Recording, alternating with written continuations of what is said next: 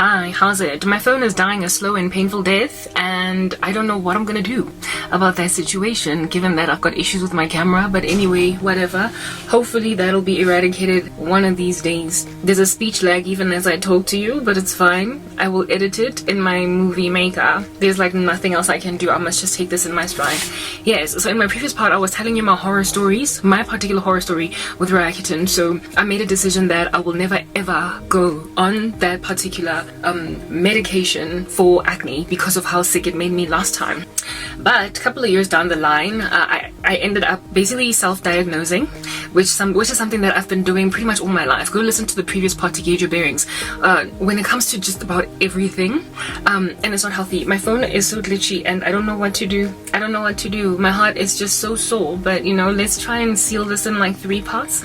Anyway, whatever. Yeah. But then I wanted to get off the what is this? After breaking up with my ex, once I came to Jesus Christ, right? I of course stopped taking this. It should be an of course. Like, ladies, I can't say this enough. Birth control pills, the contraceptive pill, it is more destructive than it is good. I had a friend prior to her stabbing me in the back when I was working at MTN. Actually, the one person that stabbed me most in the back, the Indian friend that I had. Yeah, and she also was on the pill for a very long amount of time.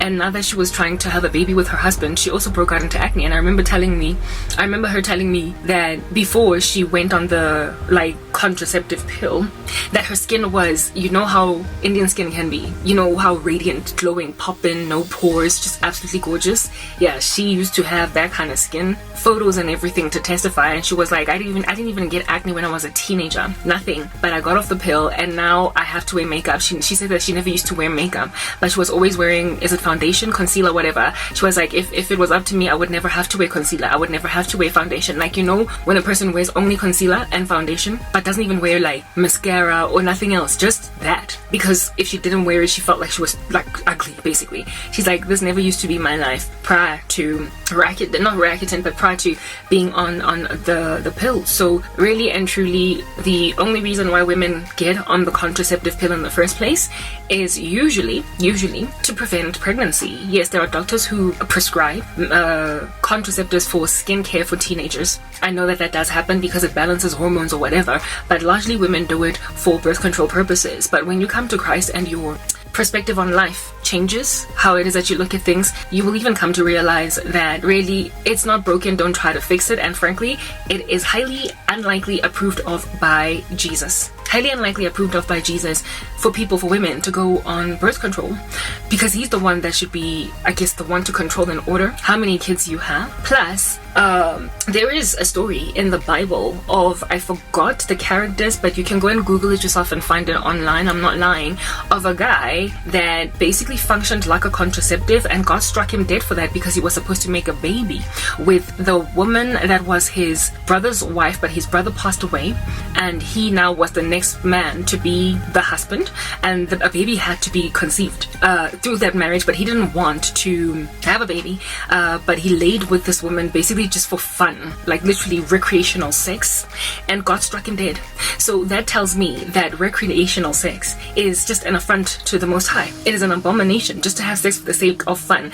Human beings are the only animal, like, you know, we are not animals, even though scientists like to call us animals. We are made higher than the animals, we've got dominion over them, but we are the only mammals, essentially, or like fauna, alright, that have sex for fun. All other animals, you know, all other wildlife basically procreates. The purpose for sex is always procreation. They don't just do it for the enjoyment of it. The Lord, however, made it possible for us to also gain enjoyment out of it, so that it could be not so much of a task and an onerous affair to engage in these conjugal relations with our spouses, but that is not to suggest that it is within our prerogative then to go on right ahead and just recreationally do it outside of wedlock and not enjoy our spouses, but rather our boyfriends and what have you. So more than anything, the contraceptive pill is probably taken, for the better part, I have not done my research or statistics, but it just makes common sense, they're probably taken mostly by women who are not married,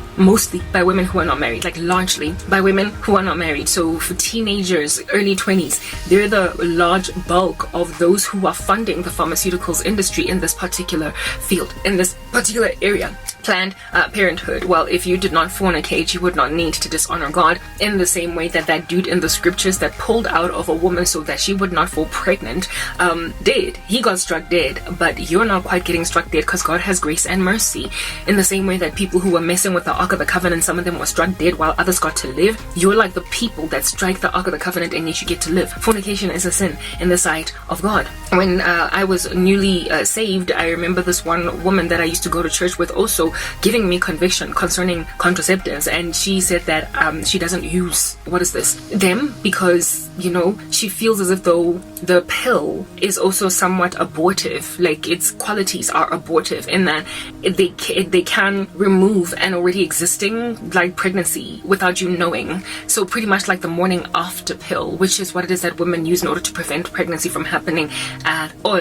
And when she told me that, I was like, whoa, okay, like how many abortions then have I potentially had, given that I've been on the pill all this time? These are things that God is going to judge a woman for at the great white throne judgment. Also, I'd say you're going to find out that there are like so many babies in heaven that you didn't even like make a conscious decision to go and abort, but by omission you did it anyway. And since the scriptures make it clear that the law, you know, is not here for us to save us, but to rather condemn us, you know what I mean? Because nobody can stick to the law, but the fact that you have been given the law is why it is that you are condemned. Prior to you being given the law, you could get away with murder out of ignorance, but once you have the law, you have no excuse. So I am an individual right now rocking up and basically giving you the statistics on what the contraceptive pill can do, and now that you have this information, I'm kind of hoping to trigger some guilt in you when you pop that thing, hoping to prevent pregnancy. So this female at my church, I asked her then, okay, so you and your husband are not having children, so how do you then prevent pregnancy? And she said, we use condoms. We would much rather not go on the contraceptive pill. Now, like, the word is still out, or the jury or the verdict is still out on whether or not condoms are okay. The guy in the Bible that that pulled out of the woman, he was deliberately disobeying God, because God told him you have to go and conceive and make a baby with this woman. So I know that that's the way that men and women of old used to basically birth control before they invented medical ways of doing this. So I don't know, like I do not know. The verdict is still out. Should a woman just allow herself to fall pregnant 20 million times even though they can't afford more babies, or can the husband and the wife use a condom, which is not so much murdering of a baby, it is a barrier method that prevents like conception. However, it does not involve the killing of a process that has already been started. It does not murder a zygote. It does not, I don't know. Look, I really don't know. The verdict is still out on that, and because I'm not married, I'm still kind of, not even researching a type establishment thing. But I have asked the Lord, before that, like, I want many kids, but I also want to be able to not have one now that I'm done. I don't want to just, keep falling pregnant. So I don't know. I feel as if though that girl at my church was onto something by using like the barrier method that would be condoms. But I feel as if the pill not only is, I believe, potentially abortive, but it also messes with your hormones, like over and above the prospect of it actually wreaking havoc in your spiritual state. It is also wreaking havoc in your body's functionality. If as a teenager you were blessed enough not to get acne as a teenager, and then you get it as an adult because you got off the medical contraceptive, what is this thing doing inside your body? And your body is the temple of the Holy Spirit. So here it is that Karabo had to deal with adult acne. To this day I'm still dealing with it. I'm busy doing like a whole multi-part series just telling you how in the world I cleared my skin when I never had any such issue as a teenager. And the thing that did this to me was the contraceptive, the pill. It did this to me. The pill so threw out of whack whatever was going on internally inside me that I had to spend literally over a decade trying to circumvent the ramifications of that medication. I can't say this enough. It just sucks that social media is so full of censoring. I never really know what to say lest I should be accused of disinformation. But this particular way of preventing pregnancy, there are multiple studies that have been conducted of women who got off the pill now that they were ready to have babies and struggled to conceive for years thereafter. The rate of infertility in women in the 21st century is so high in comparison to back in the day, not because women back in the day used to eat fresher fruit. Maybe that might have everything to do with it. They ate better, they did. They have less stretch marks on their bodies, they did, because they did not bring in so many toxins into their bodies through the food industry. But also, I believe it has everything to do with the fact that they were yet to consume pop pills that messed with their internal mechanisms, things that were not supposed to happen in the first place. So the high level of infertility amidst women, young, like birth, what do they call it? Childbearing women, basically. Yeah, the rate of infertility there, I do attribute it largely to the contraceptive and the birthing, the not Planned Parenthood, not that Senga evil racist woman strategy, but birth control market, that whole joint. They won't say it. They won't speak it in so many volumes that this is actually causing an issue, because then to proliferate that kind of education and understanding is to basically squelch an entire industry that is making billions of dollars, if we were to use the world's reserve currency that's currently in decline, to describe just how much money it is. This multi-billion dollar industry that is the pharmaceuticals industry, they would lose quite a lot if they actually thoroughly educated people. It's similar to, for instance, makeup. I'm sorry, ladies, those of you who are into makeup, like really and truly, I'm very sorry, because you probably want to believe that you can be fine, you know, if with doing face beats every single day of your life from the time that you're 22 up until you are 59. There are clear evidences that you can see.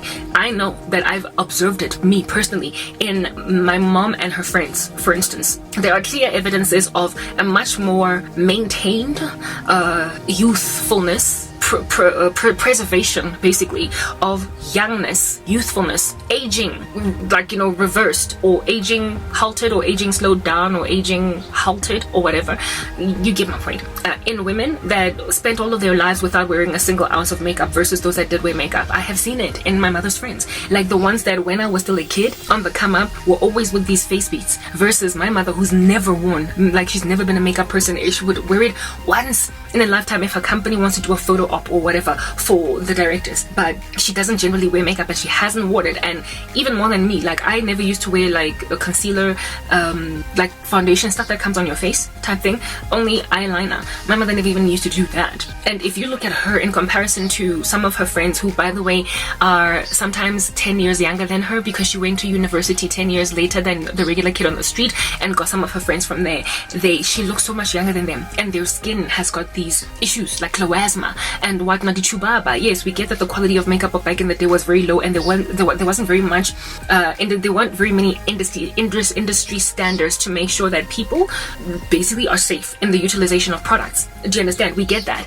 So yes, they've come a long way. I'm not going to take that away from them, but at the end of the day, when you put something on your face every single day that basically like covers your own skin, that's bound to do something negative to you. That's why it is absolutely a no-go for you to sleep with your makeup on. But if they say you can't sleep with your makeup on, I mean, there is something that makeup therefore is unhealthy for the skin to do. If at all, if you sleep with it, it's got an issue. You know what I mean? If it all gives you issues when you sleep with it, there must still be some kind of issue, however mild it might be, when you have it on your face. But, you know, a longitudinal study is what it is that you would need in order to be able to get this kind of evidence concerning makeup, where it is that you would grab, and likely even a twin study, a longitudinal twin study, where the one twin doesn't use makeup and the other twin uses it and is even perfect in how it is that she is responsible with it. So always put sunscreen on, always make sure that there is no makeup on her face when she goes to sleep at night. Like, that's just basically best practice in terms of makeup. The twin who wears makeup, practice them, versus the twin who doesn't wear makeup at all.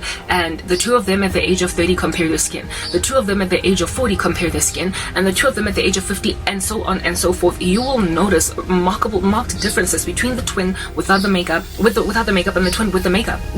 I've done personal, like I said, longitudinal studies just by looking at my mom's friends, some of them of which are 10 years younger than her, and yet she looks younger than them, fresher than them, because she's never used makeup.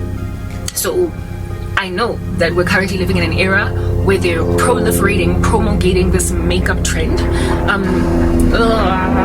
helicopter or airplane, whatever type establishment thing. I know that there's like a whole makeup trending right now, just burgeoning in the market.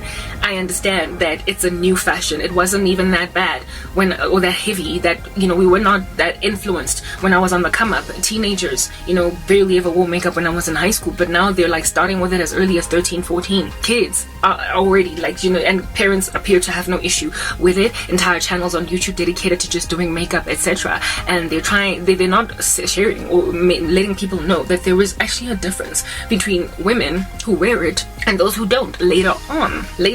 It really richly benefits your skin. They would never ever confess it because it's, like I said, a multi-billion-dollar industry that the pharmaceuticals industry cannot afford to be honest concerning. They cannot afford to be honest concerning it. Frankly, you know, even what is this, dermatologists, if you look at dermatologists, for instance, that do YouTube, just like research them, Google a whole bunch of them across the spectrum and just watch their videos one after the other. You will notice that even though they don't speak out against makeup, they rarely ever come forward in their channels wearing it. Rarely ever. There is actually one that I am always watching, and this woman never wears makeup, but she would never speak out against it. Her name is Dr. Dray, Dr. D-R-A-Y or whatever. She's in America. There is something about makeup that they're hiding, and they won't share it because it's such a lucrative industry to keep pushing, but it does age women, and this woman is not that young. She, I believe, is in her either mid-40s going on 50, and she looks really good. She has taken care of her skin, but she barely ever wears makeup. There is something about makeup. I personally don't have an issue with it. I'm not one of those people that are going to tell you for religious reasons stop makeup. I don't think God has any issue with it, but just for the sake of your health, for the sake of your longevity, you know, I feel as if to like keep it at a minimum. I personally would like rock perhaps maybe eyeliner and mascara and what have you, but if you can keep it off the bulk of your face, I think that will be regenerative for you better. It will also likely increase and improve the efficacy of your, like, you know, products, whatever skincare products it is that you use. When you don't like drop a makeup on top of them, you will be likely better off. Also, what is this? Sunscreen. You know, you gotta wear it all day, every day. Apparently you have to keep on reapplying in order to minimize the amount of sun exposure that your skin will be endured to the tyranny of, that you might age like literally at bullet speed. So if you have to apply sunscreen 20,000 times a day, how does that work exactly when you are face beaten? You literally, based on your face beat, can't keep wearing sunscreen. Like, you gotta choose. I'm sorry. You gotta choose whether or not you want to be radiant and glowing at the age of like 50, 60, or if you want to conceal the fact that you are getting older with makeup. I don't know, you know, guys, it's up to you. But like I said, in order for this theory, which is currently highly anecdotal, to be proven, because nobody wants to do the research on it, you would have to get a twin study longitudinal, you know, over very many years. And while I don't have twins, I have got friends, you know, that have grown up in front of me, you know, like gotten older in front of me. That would be my mom's friends, and I can see the difference between those that wore makeup all day, every day. They were always in some kind of a face beat, versus my mother. I can, and not even just my mom, but versus those of my mom's friends that never touched it, that never wore makeup. There is a massive difference. So I think that's largely one of the biggest reasons why I don't wear makeup. One, I don't want to rely on it for my beauty. I like to feel pretty when I'm not wearing it. And secondly, I feel as if there is something very heavily aging with makeup. And you know, putting it, all I do when I, like, you know, enjoy myself, endure, or rather partake in the luxury of makeup is eye makeup. That's all I do. Like, I would put eyeliner, mascara, that's it. Maybe a little bit of eyeshadow, but everywhere else I really want my skin to breathe. I want it to be like cool. Maybe I might even put a little bit of blush, but these like 10-step processes where you are putting concealer, you are putting foundation, you are putting primer. No, okay, that's, the primer is not so much an issue, but what I wanted to say was powder. Like, goodness, there's just so many steps, like so many. It's like you are literally putting a whole bunch of powder on your face. I do believe that just like the contraceptive pill, it is more destructive than good, but the pharmaceuticals industry will not tell you. So ladies, I don't know, now I was thrown into obscurity, squalor, poverty, and all different kinds of really big issues, and those big issues are the ones that got me off the pill. Well, look, I was off the pill indeed because I came to Christ and I was no longer fornicating, but when it comes to the wearing of makeup, that stopped, because who's going to be wearing makeup living at the back of their mama's house in a shack? The past 10 years I have not worn makeup because my life sucks, and for the past 10 years I've not taken 11 to 12 I've not taken the contraceptive pill, and only literally now in 20